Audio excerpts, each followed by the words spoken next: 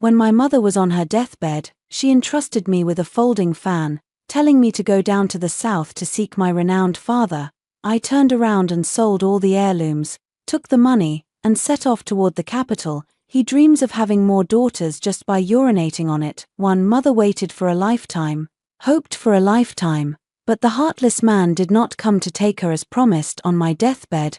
My mother pulled out a keepsake she had treasured for a lifetime, a folding fan, and told me to go to the south of the Yangtze to find my kin. Your father is Xie Yuancheng by the Ming Lake's shore. You should seek him to recognize his lineage. He won't let his own flesh and blood be left roaming outside. I wanted to say, Mother, are you stupid? He doesn't want you either.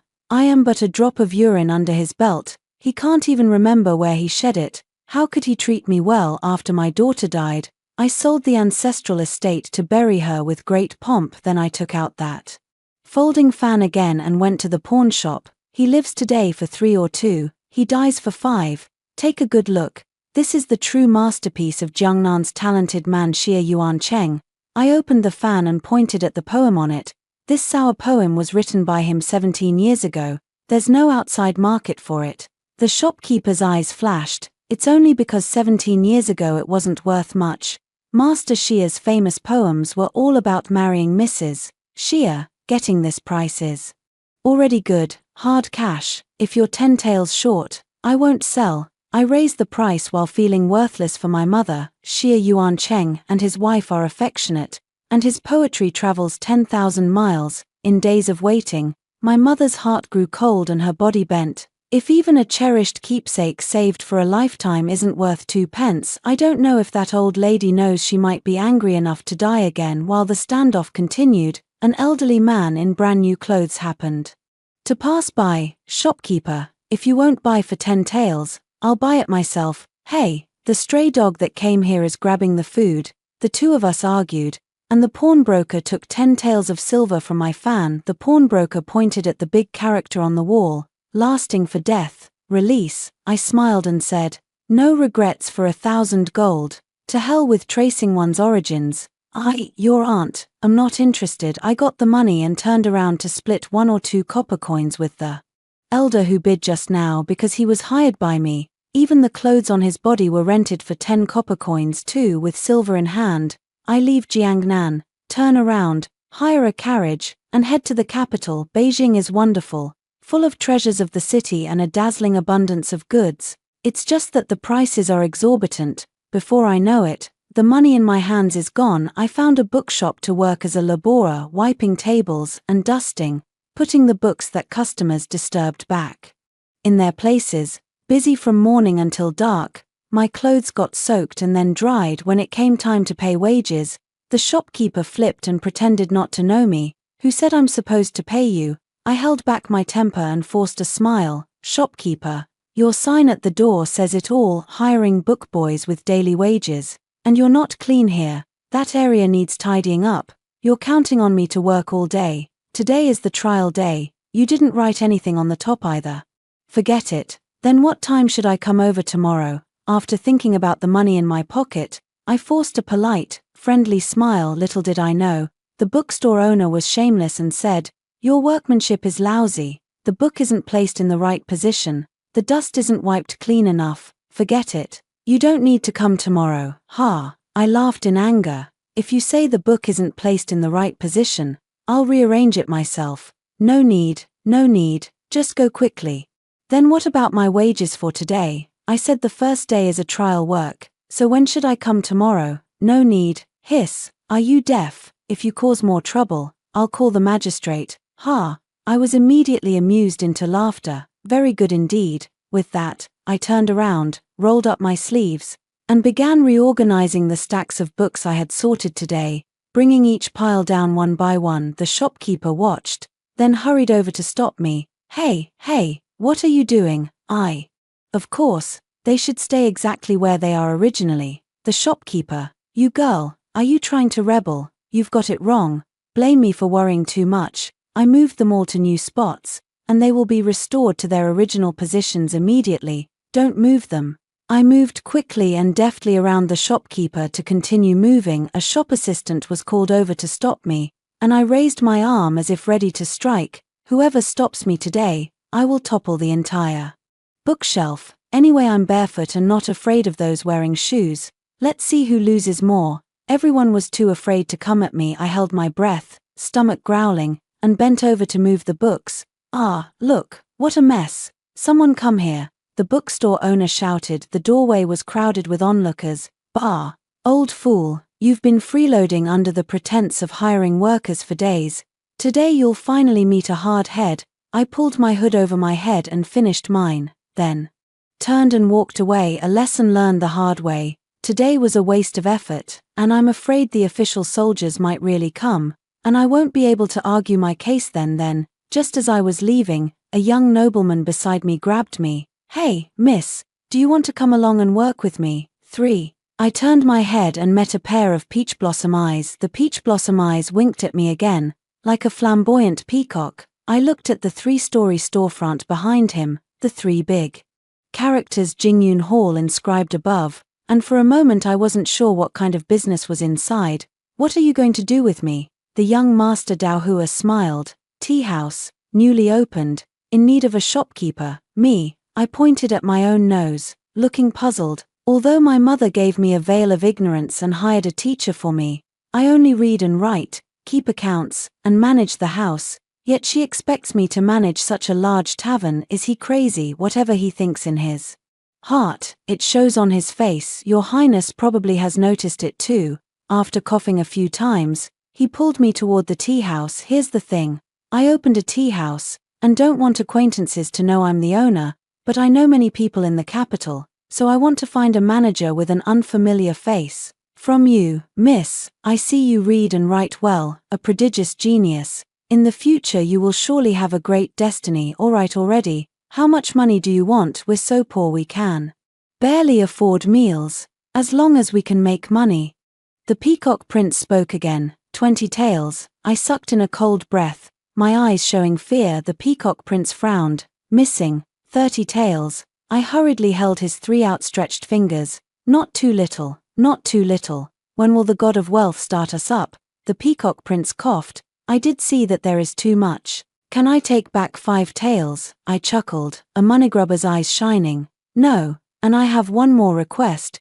Could you lend me 2 taels first? For the next day, the tea house opened for business. The god of wealth and Huakong Jiu Xingzhou discreetly lit a firecracker. The firecrackers exploded, and not even a whiff of fireworks could be smelled. I looked at him, and he pointed at me with a jade bone fan that looked worth a fortune. What are you looking at? Firecrackers don't cost money, just paying a little attention will do. I really didn't expect that there could be someone in this world even more stingy than me. So where do our guests come from? Not to mention they didn't order fireworks. There wasn't even a doorman at the entrance. The 3 large characters Jingyun Hall looked like a Buddhist temple. Why would anyone come here? Jiu Xingzhou's eyes widened. Isn't this something you, as the shopkeeper, should be concerned about? Otherwise, what would I ask of you? I hesitated, seemingly agreeing. Jiu Xingzhou departed, leaving only one instruction. The predetermined tea price must not be altered upon inspection. A pot of Biluochun tea weighed 20 taels, Marojian tea 18 taels, while several teas I had never heard of were even heavier at 88 taels. Well, this is clearly a fraudulent store, so where do our guests come from? Not to mention they didn't order fireworks, there wasn't even a doorman at the entrance. The 3 large characters Jingyun Hall look like a Buddhist temple. Why would anyone come here? Jiu Xingzhou's eyes widened. Isn't this something you, as the shopkeeper, should be concerned about? Otherwise, what would I ask of you? I hesitated, seemingly agreeing. Jiu Xingzhou departed, leaving only one instruction. The predetermined tea price must not be altered upon inspection. A pot of Biluochun tea weighed 20 taels, Marojian tea 18 taels, while several teas I had never heard of were even heavier at 88 taels. Well, this is clearly a fraudulent store across the street at the Ehome courtyard. Not even his tea shop would dare to ask for him. I suspect he doesn't want to open a shop, but to squander his fortune thus. A month passed, and I used all my might. Yet the shop never opened. On a rainy night a month later, someone knocked on the shop door. Boss, 1 pot of tea. I looked up to see the waiter arriving, windblown and dusty. wearing a peaked cap. What kind of tea? I pointed to the price sign on the wall for him to see. I was thinking to hurry him away, so as not to delay my sleep. To everyone's surprise, the other party suddenly slapped a piece of gold onto the table with a loud snap. I want the most expensive one. I suddenly perked up, feeling like a sucker. Little black spot. The Tianzi Pavilion is now open for guests. Aunt Kui is brewing tea. She wants the most expensive variety. Little black spot's head poked out from a room on the 3rd floor at the right moment, climbing onto the railing with a look of displeasure. How many times have I said it? My name is Bai Yang. Bai Yang, what's with calling me little black spot? Fine, you're Bai. Without lighting a lamp, you can't see your face in the dark, so why call me little black spot? I coaxed Bai Yang to serve the guests, then turned around and said to them with a grin, "Sir, please go upstairs to the 3rd floor." The man turned and ascended the stairs. I joyfully picked up the gold, weighed it using the small scale rod on the counter, and loudly exclaimed, "Sir, I haven't given you change yet," he said, grabbing a handful of loose silver coins and chasing after them. But after just 2 steps, the sticky substance under his feet immobilized him. Looking down, I noticed a patch of deep red at the spot where the guest official had stood earlier. From the doorway where he entered, the sound of footsteps echoed, winding its way upstairs. A cold sensation ascended from the soles of the feet to the crown of the head. What should I do about this? The little black one came down happily from upstairs when I suddenly grabbed him. I gave him a knowing look and said, "This guest has an issue." Little Blacksy asked with a smile, "What issue?" "He is injured, and the injuries are severe. Look." Blood was seen following him up the stairs from the doorway. Little Blacksy exclaimed in surprise, "I'll get him some wound medicine," he said, and indeed took the wound medicine and gauze upstairs. I was so furious that I scratched my head and then stopped Aunt Kui from serving the tea she had just brewed in the kitchen. "Aunt Kui, this guest has something fishy. Look at the blood on the floor. It's not from a slaughtered chicken, but from his body." Before I could finish, Aunt Kui swiftly pulled my hands away, her smile soothing as she gently patted the back of my hand with tender reassurance. Then he shook his head, pointed at the tea in his hand, and then at the top of his head, before rising up. I immediately laughed angrily. Is it only me who feels that there is an issue here? After lighting a stick of incense, I went outside to cover up the entire half-blood stain left by that person. Upon returning, I found Aunt Kui had already cleaned the entire building. I was restless and anxious, and finally waited until dawn to intercept Little Black, who was descending the stairs to fetch water. "Where is Jiyu Xingzhou? Is he coming today or not? I haven't seen him since the shop opened." Little Hazy yawned and said, "The master is busy. I don't know either. You go find him. I must see him today. The master is very busy. Everything's gone wrong already. What's he doing?" All this, I couldn't help but burst out laughing. The little black dot scratched its head and looked at me with a bewildered expression. As if something had gone wrong, I pointed upstairs, but before I could speak, a loud knocking sound was heard outside. "Open the door. The authorities are investigating," I murmur inward. The official enters, going around on the 1st floor. "Who is the boss here?" "Me." "I am." I hurriedly forced a smile. "Sir, you see, we run a small business, small scale business. A pot of tea costs only a couple of tens of taels.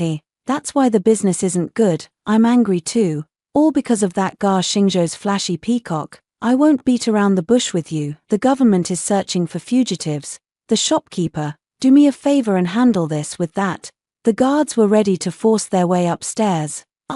I couldn't stop him in time, but Little Black appeared at the stairwell entrance. He wore a perpetual smile on his face, though disheveled, with small black spots, and appeared solemn, yet his demeanor was even more dignified than that of the leading official.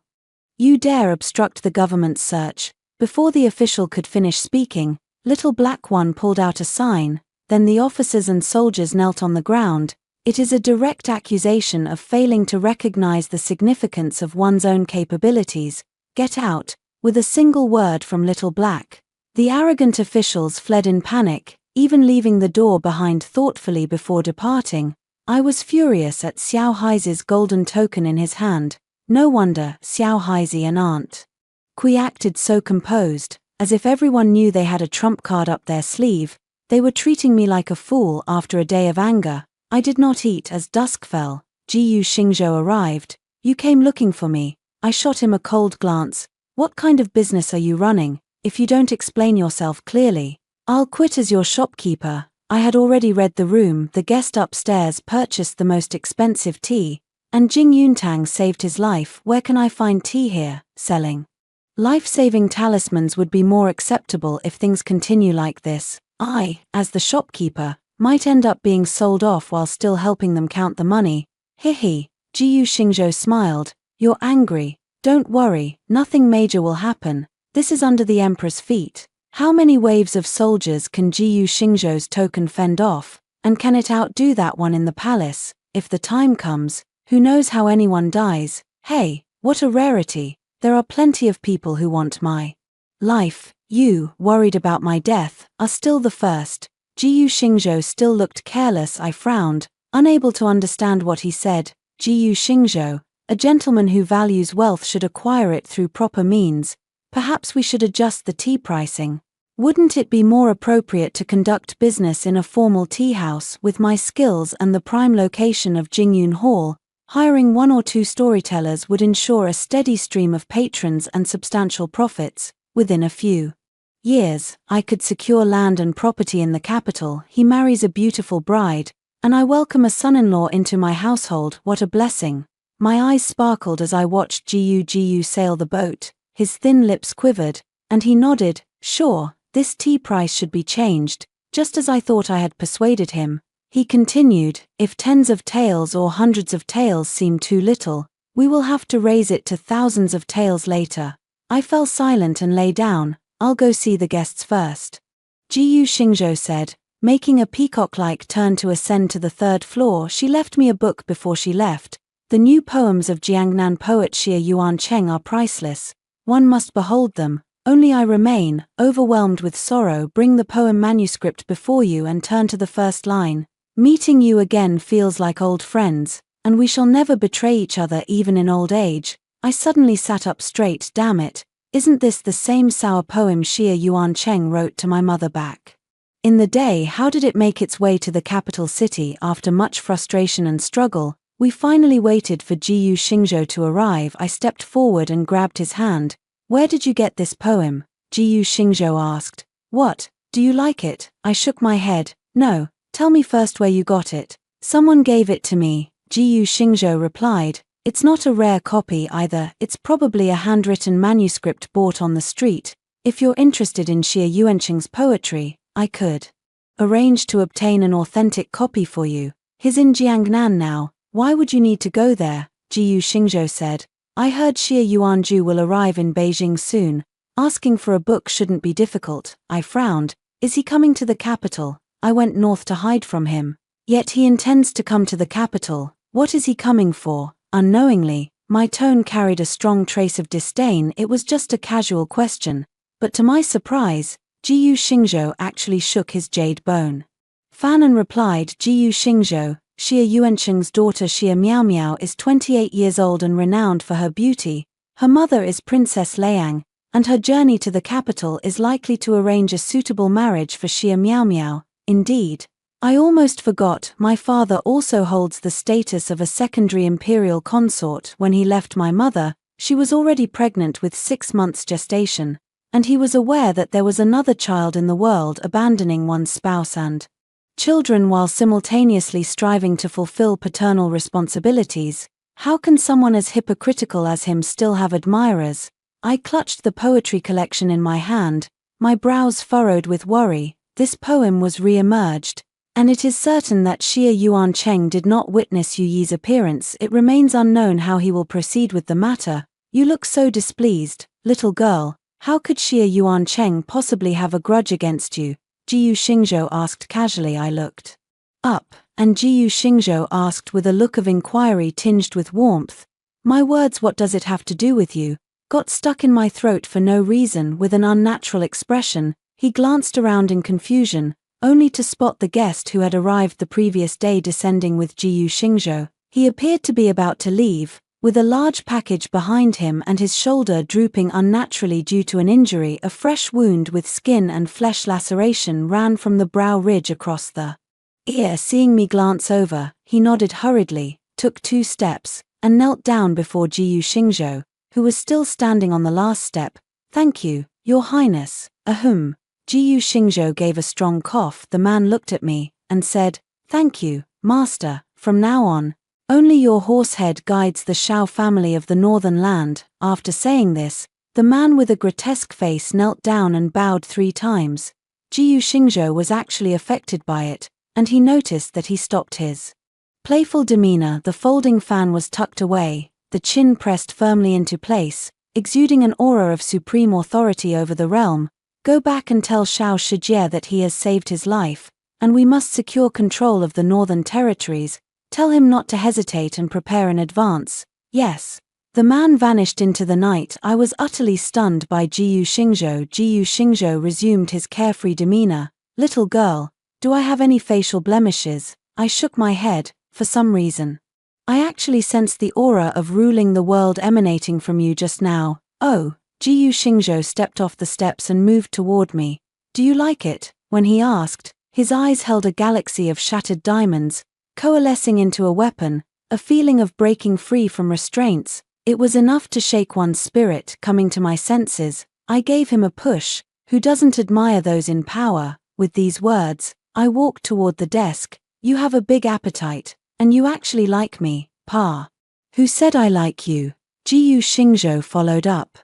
"I'm your boss, and you're the manager I hired, so I'm the superior. Didn't you just say you like those in power? Stop putting on airs. Liking me isn't shameful. After all, so many people like me, flattering me." "What did you say?" I said last month's wages haven't been paid yet." "Wages? Wait, there's no money." "You withheld wages. What's that for?" "Little girl, I'll pay you when I can afford it. I see you're just stingy." "Oh, how could I not be? After all, I bear the fate of our family's rise and fall, the survival of our nation. You shoulder so much, why don't you become emperor?" "Ah, I'm exhausted. I'd rather not take the throne if I can." Chirp. It is said as if he could inherit the throne without making every effort. I couldn't help but laugh at this kind of backhanded criticism. Jiyu Xingzhou also smiled. Under the starlit night sky, we stood side by side, gazing at the slender expanse of the heavens with smiles. 8. Jiyu Xingzhou was a man whose words were 70% false and 30% true, making it difficult to discern the truth from falsehood. It is not that the person is unreliable, but rather there exists a sense of profound mystery. The next day, I went to the bookstore next door to look for Xie Yuanqing's new poems and indeed found many handwritten manuscripts. When Mr. Yang saw me, his face turned pale with fear. "Master Xie, madam, that little rascal set fire to my shop.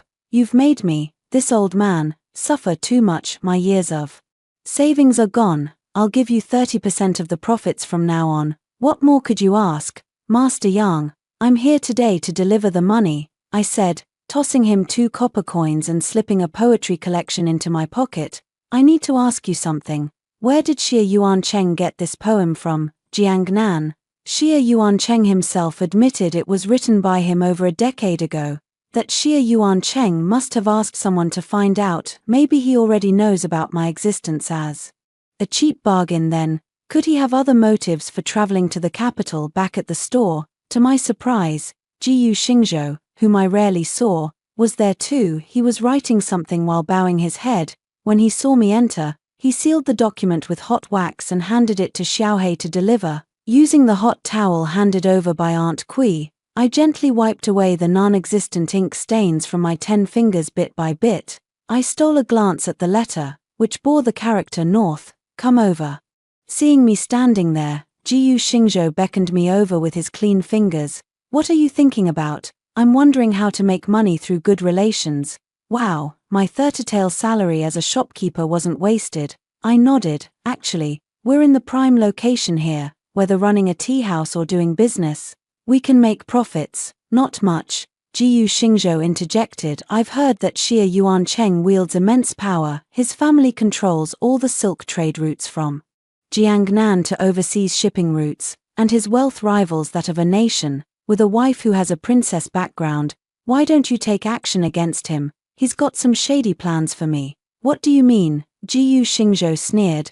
They want to marry their daughter to me. Xia Wanrong, I exclaimed in surprise. Xia Wanrong was renowned for her talent and reputation. It was said that her striking beauty was matched only by her noble lineage, and marrying into a royal family would secure her future. But what if she married Jiyu Xingzhou instead? I was momentarily unsure whether what he said was true or false. Putting my affairs aside, you want to do business with Xia Yuancheng. Me, I am not interested in doing business with him, but rather in taking over his business after all. My mother had given me a keepsake along with that folding fan inscribed with acid poetry. 9. It was a painting. It depicts a nautical chart that year, when my mother and maternal grandfather left the city. They encountered Xia Yuancheng, who was being pursued and severely wounded. My grandfather was known for his generosity and compassion, and he could not bear to witness Xia Yuancheng's death. After exchanging clothes with Xia Yuancheng and using him to divert the pursuers, he managed to escape by relying on his familiarity with the terrain. However, he contracted a persistent coughing ailment and passed away within a few years. At that time, Xia Yuancheng was rescued with severe injuries. Believing he would not survive, he struggled to draw a nautical chart and urged my mother to ensure its return to the Xia family. Later, under the meticulous care of my mother, Xia Yuancheng recovered with remarkable vigor and vitality. During the 3-month convalescence period, he also developed an illicit relationship with my mother. The folding fan was painted by Xia Yuancheng when he left, and he didn't take the nautical chart with him, explaining it was a dowry for my mother. He told my mother to wait, promising to welcome her into the family with a wedding procession of 10 miles of red attire. My mother gave birth to me amidst a prolonged wait, and bid farewell to my maternal grandfather. Yet instead of waiting for Xia Yuancheng, she was met with waves of thieves. My mother carried me in swaddling clothes and fled everywhere. At first I didn't understand, but later I realized those people were all here to find the nautical chart. Such incidents were reduced only after my mother deliberately fabricated the illusion that both she and her daughter had passed away.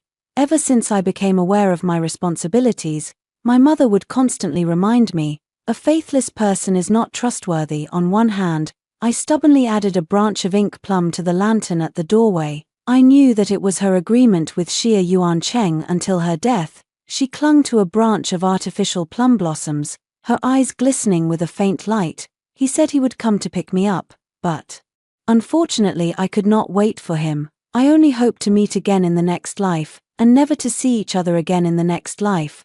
Therefore, I am unworthy of my mother. After burying my mother, I sold that folding fan and went to the capital, but that nautical chart I have kept hidden. The reason the Xia family's sea trade flourishes and earns a fortune daily is not just because of this nautical chart. Right, insert a segment about the maternal generation's love and feud. 10. What are you thinking about? Jiyu Xingzhou pulled my thoughts back. Me. Naturally I'm thinking of a business that makes a fortune with little risk.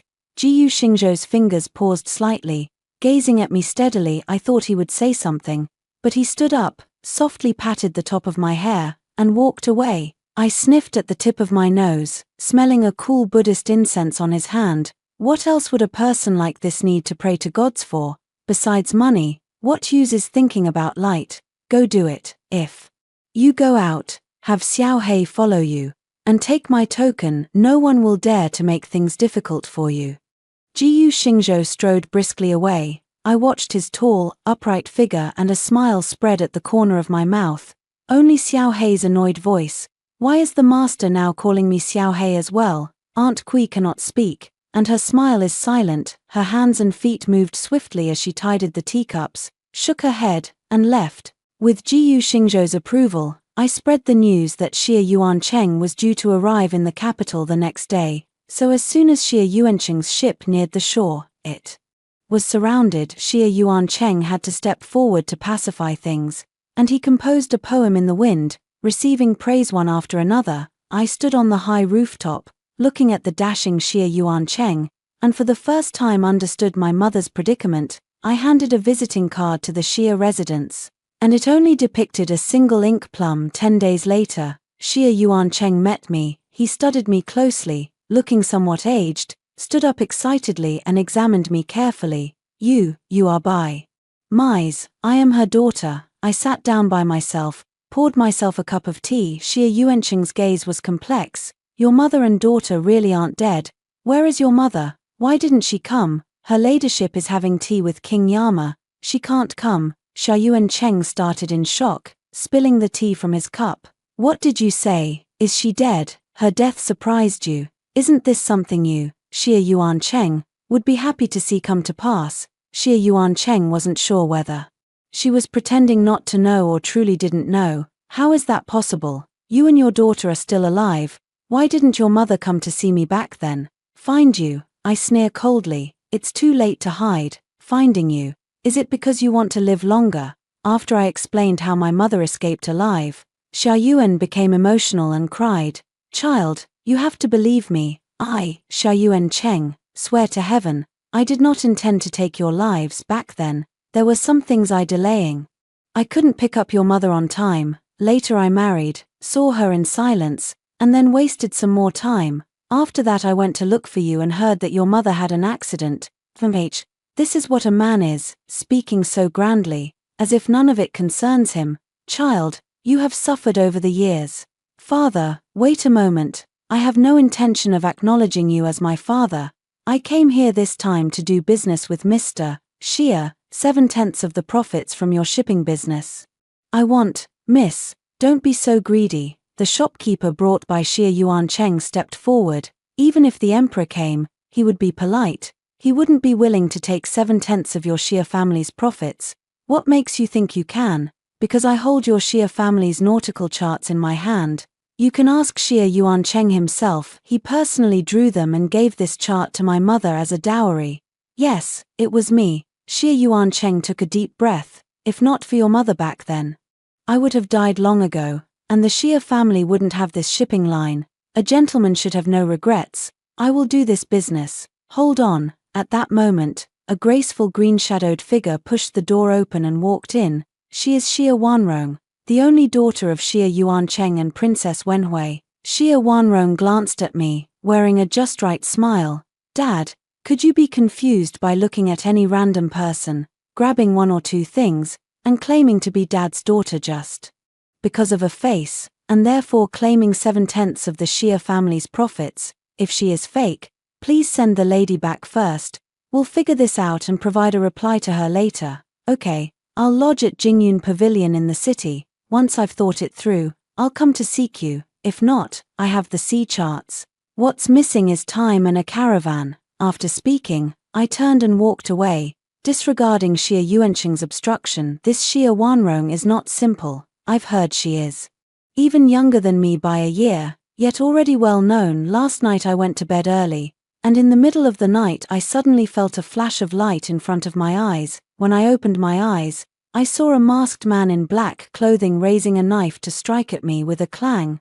The masked man's knife landed on Aunt Kui's large iron wok, blocking it for myself. I rolled back into bed and shouted, "Help!"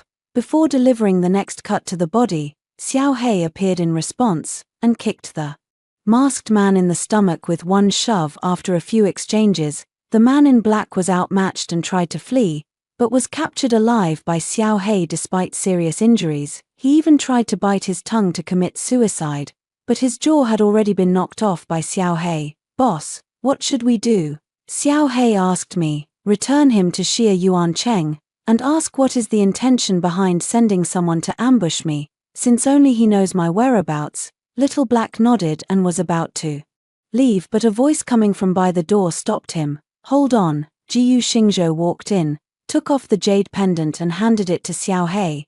Take my letter and visit the Xie surname. The man who dares to kill me, how many heads does he have? Yes. Xiao Hei left eye, who had been roused earlier, looked at the Confucian robe on me, and my bare feet felt uneasy. Hide under the bed, wrap my bare feet with the blanket, and still feel Jiyu Xingzhou's gaze burning on me. After a long while, a heavy sigh came from inside the room. Are you here to do business, or to seek revenge? I mumbled and said nothing. Jiyu Xingzhou sat on the chair at the foot of my bed, by himself. I thought he was going to lecture me, but he stretched out his hand toward me instead. Give me your hand. Let me see if you're hurt." In that moment, every crease in my heart was smoothed away. Jiyu Xingzhou was still nagging. "You know you borrowed the pot from Aunt Xiangsue, but you didn't tell me. What, you think I can't protect you? No, having Xiao Hei is enough." "Ah, it hurts." The palm somehow scraped and bled. "Now you feel the pain. But what if more people come? What can one Xiao Hei do? I just want to verify whether the one who killed my mother back then was Xie Yuancheng. Is it all related to him? You seem to know a lot about what happened to me." Jiyu Xingzhou wiped the dirty stuff from my hands. "Look up at me. I know very well about the world.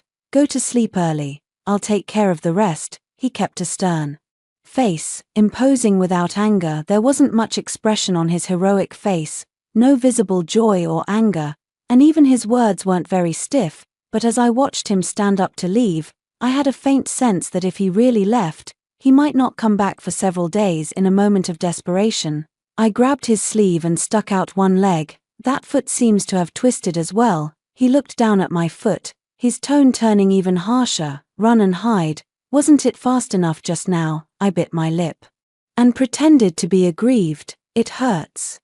Jiyu Xingzhou hummed softly, a hint of flame in his eyes and brows. Somewhere unseen, a small bottle of medicine appeared. He sat down again, opened it, and with a flip, his long fingers dabbed a little medicated ointment and smeared it on my ankle. The ointment was cold. I flinched, but he grabbed my calf. "Don't hide." He rolled up his sleeves, poked at the warm hands, and pushed the medicine away around my ankles. At first there was a thin chill, and after a while only the burning heat remained. In the deep night, quiet and still, candlelight flickered faintly, occasionally a few dog barks, and the eternal night settles into quiet. I watched his drooping yet handsome brows and eyes, his chest pulsing with each beat. "Have you ever drugged others like this too?" A moment of numbness in my feet. In a low tone, "Who dares to tell me to stop treating you for life?" I laughed. "Then does that mean I'll live to 100?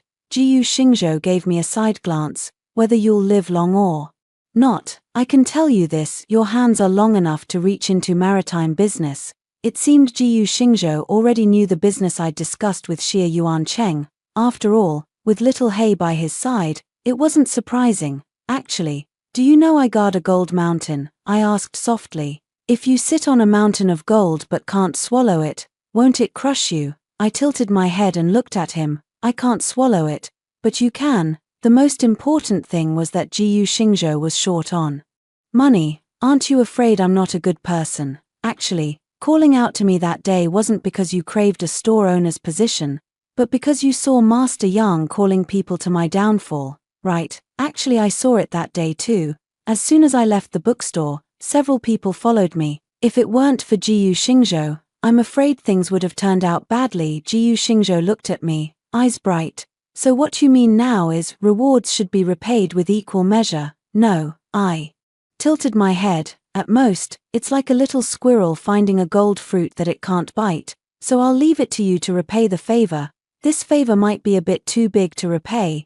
Jiyu Xingzhou smiled. 11. Xiao Hei sent people to Xianyuan Cheng, and Xianyuan Cheng came in person the next day. "Swear, I really didn't send anyone to harm you. You have to believe me. After all, I am your father, not you." "Then tell me who it is." It is. Xie Yuancheng can't speak. "The only people who know I live in Jingyun Pavilion are him and his daughter Xie Wanrong." I didn't expect that little Xie Wanrong would be so clean and sharp. With such means, I don't know how much she knows about my mother's matter back then. I said to Xie Yuancheng, "Keep these words and go to the underworld to explain them to my mother." Xie Yuancheng's aging is plainly visible, but I ignore him. He comes every day anyway. Just sitting in Jingyun Pavilion drinking tea, no matter how expensive, he drinks it. I think this matter mustn't be wasted, so I have people spread the word all over the streets. Outsiders cannot see that Xie Yuancheng comes to Jingyun Pavilion for tea every day. In just a few days, Jingyun Pavilion's business picked up. Those who intend to do silk and overseas business, to win over the powerful, those with money and nowhere to spend it, those who want to press seals, all flocked en masse. Jingyun Pavilion immediately became a money-burning den that earned a fortune daily. Moreover, there is a rumor in the capital that the crown prince is often seen at Jingyun Pavilion.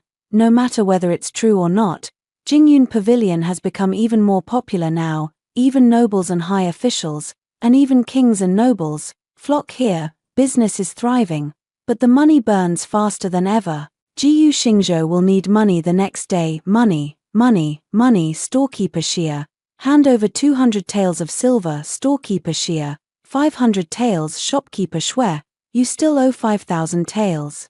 Even 10,000 taels would be fine. I was forced by him with no other choice, so I had to stay at Jingyun Pavilion and do business with the high officials and nobles. Anyway, with Jiyu Xingzhou backing me, I said that dried goods would rise in price, and the palace announced that the nobles liked dried goods. The common people imitated, so dried goods would not lose money. I said that the fabrics should be compensated, and sure enough, the capital city began strict inspections. Fabric sellers went bankrupt by hoarding at low prices and selling at high prices.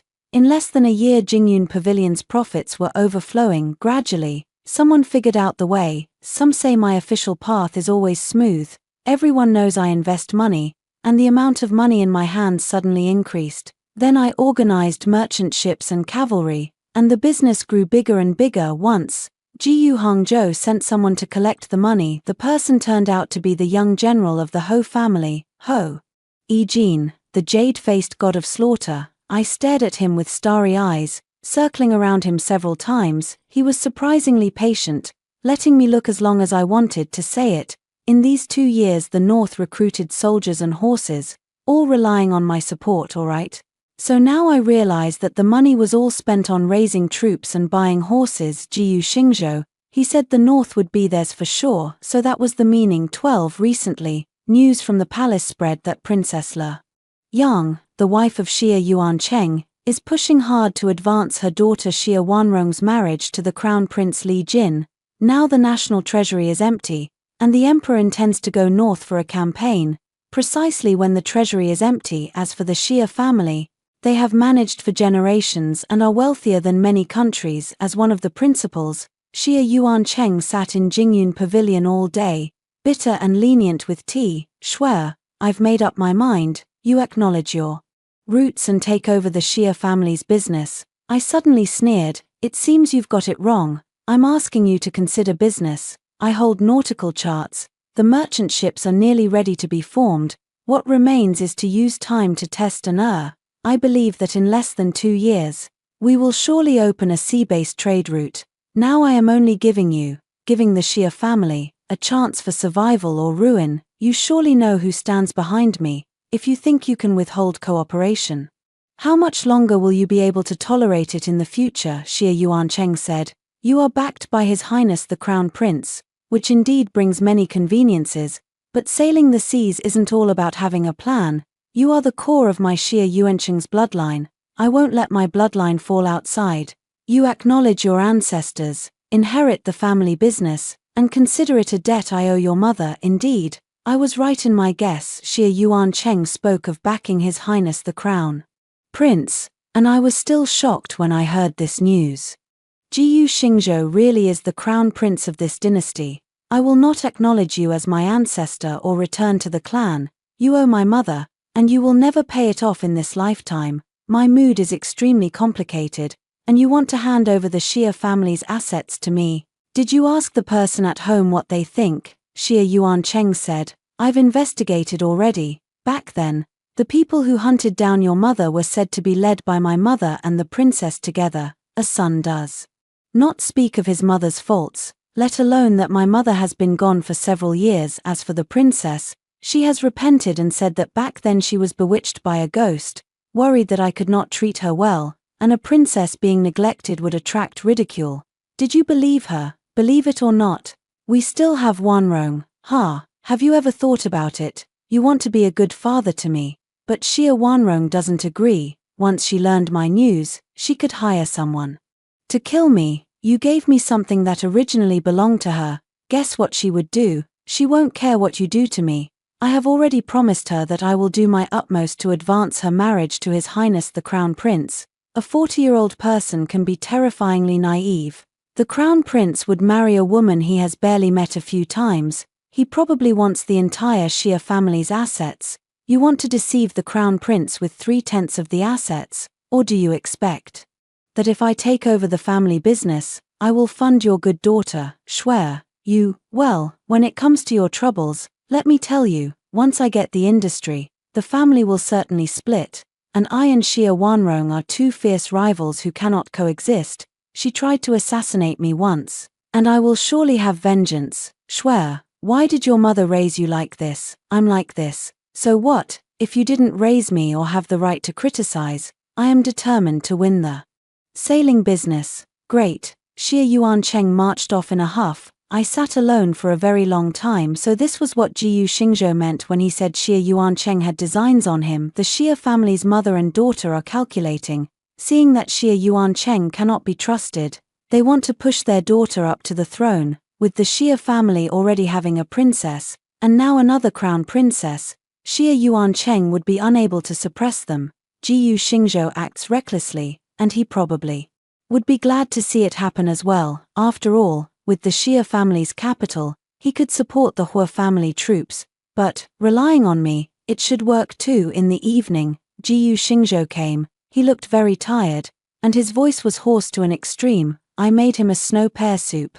He had only taken one sip when inattentive Xiao He hurried over to report. He said Princess Liang had quietly gone to Prince Yang's mansion. Prince Yang is only a year younger than the crown prince and has a reputation for virtue, with many followers. It seems Madame Xia and her daughter did not put all their eggs in one basket.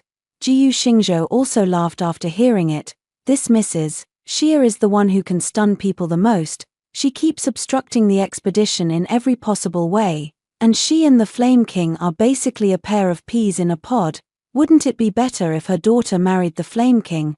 The words I spoke involuntarily carried a touch of anger. Jiyu Xingzhou turned his head and gave me a look. Why are you getting angry for no reason? You're still acting. Mrs. Xiao, isn't she the aunt you gave? Didn't she already want to marry a daughter of a family to you as the crown princess? ****.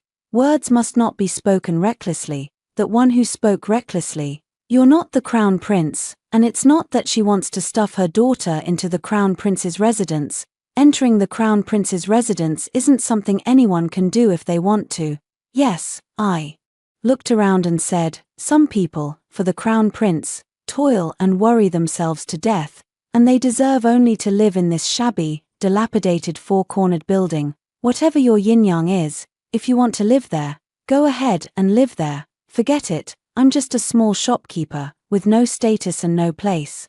I don't deserve it. Are you sick? When have I ever not given you a status? What for? I asked, a little maidservant. Then I won't do it. After all, I'm now a millionaire with status and a respectable businessman. How about the prince do it? I don't covet it anyway. That's not necessary either. I'm greedy, but not to that extent. Jiyu Xingzhou was infuriated into laughter. Are you satisfied with the position of the crown prince consort? I licked a row of back teeth. Just barely accept it. Actually I agreed because I saw you have no ability to manage finances, and in charge of a palace and a world. How could a family be without a mistress who guards the wealth? If you marry me, I will manage the silver money of this world for you. What concern would there be about the northern region being in turmoil? If you marry me, I will manage the treasury of this world for you. What's there to fear about the Northland being in turmoil? Your words are even sweeter than the songs you sing. You've planned this for a long time, haven't you? Not really. Just when Xia Wanrong wanted to marry you. So what is this? Love born from hate? No way. I'm drawn to your handsome looks, your high position and power, your loving governance, your concern for the people and the world. In the future, you will surely be a wise ruler for generations. You come less. The current crown prince Li Jin held me captive in his arms. I shut my eyes in fear and didn't dare to look at him. His voice was pure temptation. Open your eyes and look at me. Is your heart pounding hard or not? Is your mouth dry? Is your whole body floating or not? I bit down on my lip hard. Don't drift away. Prince Li Jin lowered his head and pressed his lips to mine. The moist, soft sensation disappeared as soon as it touched. He asked again, like this, does it feel good? Do you want it or not? My heart kept pounding. Don't want to. The world spun. He changed the position and pressed me down on the desk, possessing him. I pressed down, while placing one of my hands on his taut abdomen. Like this. Are you tense or not? My mouth went dry, and I felt a strong sense of unnaturalness somewhere as I furrowed my brow. Gu Xingzhou, please get up for a moment. What you've got tucked below, it's rubbing against me. Gu Xingzhou didn't know which word had poked my laugh nerves. Lying on me, laughing, trembled for a long time and couldn't get up in that instant. My heart was panicked and tense. All of his symptoms were present. 13 Afterward, 2 years later, the crown prince married me, and Xie Wanrong married King Yang in order to seize power. Xie Yuancheng was poisoned by a cup of toxic wine, crippling him on one side and bedridden all day. I went to visit him once. He said that after his death, he hopes I will bury him beside my mother. I refused. My mother lived a clean life for a lifetime, and I cannot let her be tormented by such a half-paralyzed person in the underworld. Xie Yuancheng closed his eyes and shed painful tears. He handed me a thick collection of poems and asked me to burn it at my mother's grave. He said this is his longing for my mother all these years. If there is another life, he would rather not return to the Xie family, and would be with my mother. I have taken over the poetry collection. Xie Yuancheng closed his eyes.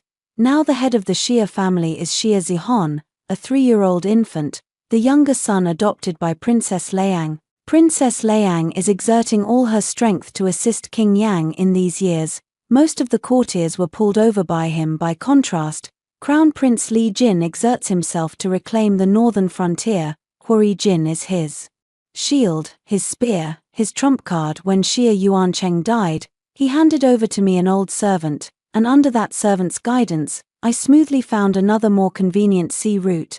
The Xie family is no longer to be feared now. Upon hearing that Xie Wanrong recently lost in house battles, the 6-month-old child in her womb was rushed and lost. There are 8 concubines in the Yangwang mansion, but her good days are still ahead, and I hold the treasury of the world, funding the northern campaigns, so that the soldiers have no worries. Crown Prince Li Jin says, only when the world is one can there be long-term peace and stability. I don't understand. I only know that filling my own purse is the way to be fed and clothed. Over time, people in Kyoto spread a rumor that the crown prince's consort is greedy for money. Actually, they don't know that the crown prince is the demon of the wine, the giant crocodile of greed. I'm just taking the blame for him. After all, speaking of this, the crown prince still jokes about me all the time. He says I was assassinated in the past, and I relied on taking the blame to survive the calamity. Do you think you're some scapegoat? You don't know how funny I thought you looked when I saw you back then. After finishing speaking, he would laugh for a long while before finally stopping. I don't understand his sense of humor. Leisurely flipping back a page of the poetry collection Summer Yuancheng gave me for my mother, preparing to have more acidic poetry in my gut, so that next time I can stuff his mouth. When are you going to burn this poetry collection for your mother-in-law? You've been reading it for several months. Not in a hurry, I said. My mother might not like to read it. Li Jin frowned. I think you just don't want your mother-in-law to read it, I said. Wasn't seen while living, and when dead I'll be a carefree ghost. Find a carefree mate. Why dwell on it? Li Jin curses me, a merciless-hearted woman. Will you be so cruel to me even when you become a ghost in the future? I smile and look at him. That wouldn't happen. After all, you don't write sour poems. Li Jin bares his teeth and lunges at me. In broad daylight I couldn't dodge in time, feeling the hardness beneath him, and my face reddened. Now I am a married woman. But I am no longer the naive girl I once was, deceiving Li Jin to laugh at how I was back then. I forced a smile and held back the question. Is it rough or not? You might as well say something. I closed my eyes, wanting only a quick, brutal end. The mountain rain is coming, and the wind fills the building.